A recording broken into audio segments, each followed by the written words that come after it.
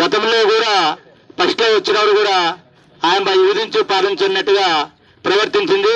ఆ రోజు కూడా అధిష్టానానికి చెప్పాం, అయ్యా ఇలాంటి వలయ సమస్యలు మాకు వద్దు, ఏ కులంలో అన్నా తీసుకోండి, ఎంత చేతుగానే అయినా కూడా ఆయన్ని తయారు చేసి మేమంతా కూడా నియోజకవర్గంలో గెలిపించి మీకు ఇస్తామని ఆ రోజు కూడా అధిష్టానం చెప్పడం జరిగింది.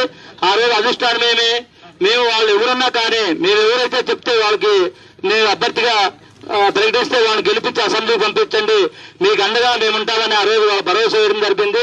మేమంతా కూడా నియోజకవర్గంలో అన్ని కులాల్లో కూడా సమన్వయపరుచుకొని అందరూ కూడా అసమ్మతిగా ఉన్న వాళ్ళు కూడా వాళ్ళ కాళ్ళు పట్టుకొని ఒక బీసీ క్యాండిడేట్ మన కులాల పేరు బీసీ కులాల పేరు చెప్పుకొని వచ్చిందని ఆ రోజు అందరూ కష్టపడి పనిచేసి వాళ్ళ ఆస్తులు తాకట్ట పెట్టి, ఎందుకంటే భారీ పూలు కడిగితే 100 రూపాయలు ఇవ్వకుండా 50 రూపాయలు ఇస్తాం. ఆ రోజు లక్షలాది రూపాయలు ఖర్చు పెట్టి ఈమె గెలిపిస్తే అదేమన్నట్లు ఆ రోజు మేకారు పరిచి ఈ రోజు పుల్లరిస్తా ఉంది. కాబట్టి ఈ రోజు చూడండి, తెలుగుదేశం పార్టీ వాళ్ళు ప్రతి తప్పుని ఎత్తి చూపిస్తున్నారు.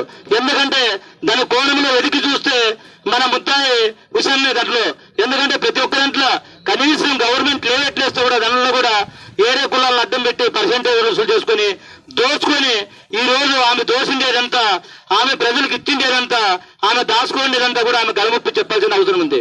ఈ రోజు చూడు, ఇంత పెద్ద పార్టీ ఇంత పెద్ద ప్రబంధనలో కనీసం తెలుగుదేశం వాళ్ళు కౌంటర్ ఇవ్వకుండా ఉన్నారని, తెలుగుదేశం వాళ్ళు కౌంటర్ ఇచ్చే వ్యక్తి కూడా గతలేరంటే ఈ రోజు ఎంత దారుణంగా ఉందో ఈ పార్టీని చూడండి.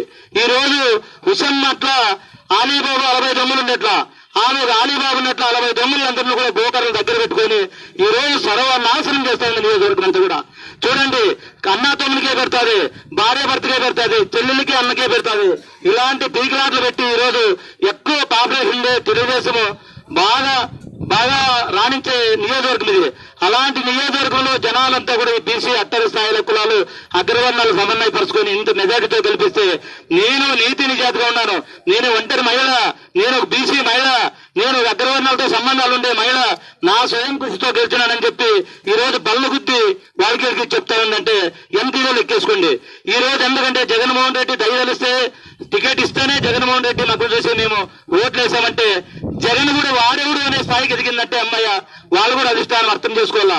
మేము కూడా ఎందుకంటే ఈయన విపరీతంగా రాష్ట్రంలో మీరంతా సర్వే చేపించండి, బలమైన అవినీతి పెరగాలంటే ఈమె, ఈ అబద్ధాల్లో దిట్టా ఎవరంటే ఈమె, దౌర్జన్యంలో దిట్టా ఎవరంటే ఈమె, కత్తి సాధింపులో దిట్టా ఎవరంటే ఈమె అని చెప్తే 11 రోజులు 32 మంది కొట్టుకుంటే ఆ పెద్ద మనుషుల వాడి ఈమె